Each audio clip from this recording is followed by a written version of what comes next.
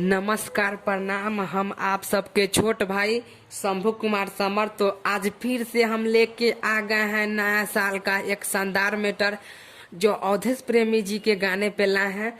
अवधेश प्रेमी जी का गाना था, छठ सॉन्ग था। बानो जगह दौड़ के ने हम धरी, छठी मैया के गोर कैसे के पहरी। बाना जगह दौड़ के ने हम धरी, छठी मैया के गोर कैसे के पहरी। लागत डर कही जाई जे जर हम पियरी जे सरिया पहिर ले बानी सूती।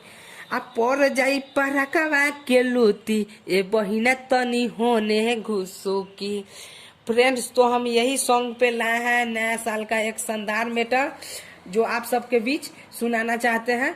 तो चलिए, सॉन्ग स्टार्ट करने से पहले आप सबसे एक रिक्वेस्ट है कि हमारे चैनल पे नए हैं तो हमारे चैनल को सब्सक्राइब कर लीजिए, ताकि जब भी मैं ऐसे ऐसे शानदार मैटर डालूं तो सबसे पहले आप सबके पास पहुंचे। तो चलिए, इसका मुखरा स्टार्ट। आइल नया साल हम ओइनी हमीले, मोहब्बत के फूल हमारा दिलवा में खिले।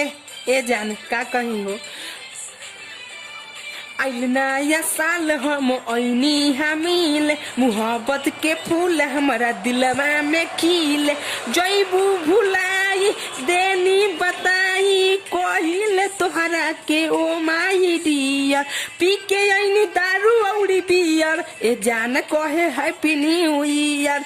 पी के आईनी दारू औरी बियर, ए जान कहे हैप्पी न्यू ईयर। फ्रेंड, इसका मुखरा कैसा लगा आप सबको? अच्छा लगा तो हमारे चैनल का सब्सक्राइब कर लीजिए, ताकि जब भी मैं ऐसे ऐसे हिट मैटर डालूं तो सबसे पहले आप सबके पास पहुंचे। तो चलिए, इसका अंतरा स्टार्ट करते हैं।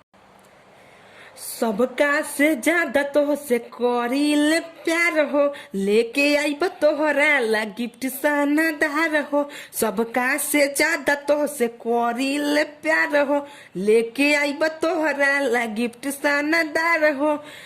बानी हम तोहर प्यार नाही होई इंतजार, पेनी कपड़ा तू उजर औरी पियर। पी के ओइनी दारू औरी बियर, ए जान कोहे हैप्पी न्यू ईयर। हो पी के ओइनी दारू औरी बियर, ए जान कोहे हैप्पी न्यू ईयर।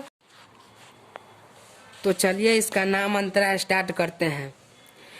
कोइले रही तो से वादा, कबो न बदलब इरादा। तोहरे से शादी रचाइब, भले मना करे है पापा। राइटर शंभू संगे बबल फेयर, सिंगर प्रभु जी करी है न शेयर। हो पी के आई दारू औरी बियर, ए जान कहे हैप्पी न्यू ईयर। पी के आई दारू औरी बियर, ए जान कहे हैप्पी न्यू ईयर। आइले नया साल हम ओइनी हमीले, मोहब्बत के फूल हमारा दिलवा में खिल। जैबू भुलाई देनी बताई, कहिले तोहरा के ओ माई डियर। पी के आईनी दारू औरी बियर, ए जान कहे हैप्पी न्यू ईयर। पी के आईनी दारू औरी बियर, ए जान कहे हैप्पी न्यू ईयर।